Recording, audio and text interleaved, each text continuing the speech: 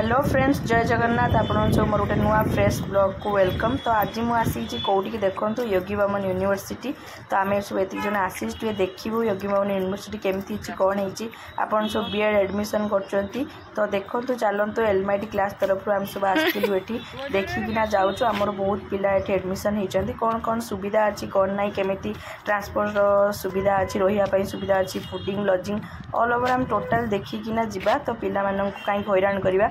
तो जो मैंने इच्छुक अच्छा तो जल्दी जल्दी जाइए एलमाइटी क्लास रे जॉइनिंग कर जातु। ये आमर अच्छी लाइब्रेरी अच्छी लाइब्रेरी अब्दुल कलाम लाइब्रेरी। तापर यहाँ देखी दिंतु यहाँ फ्रंट गेट एपटे अच्छी आउ सेपट तो देखुं कॉलेज। ये आम सब आसी खरा प्रबल होना। तो आपण मान सुविधा आम भिडटी आनीचु लाइक कमेंट शेयर करने को जमा भूल।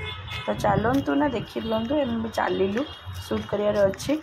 तो देखो एमती अच्छी किसी प्लेसटा बाकी भल अच्छी कैंपस तो बहुत ही बढ़िया अच्छी सुविधा सबकि सुविधा अच्छी आम तरफ आपण मैंने 100% सुविधा पाइबा। आम तार सब रेस्पॉन्सिबिलिटी भी नबू। तो देखु पिला सुविधा सब बीड।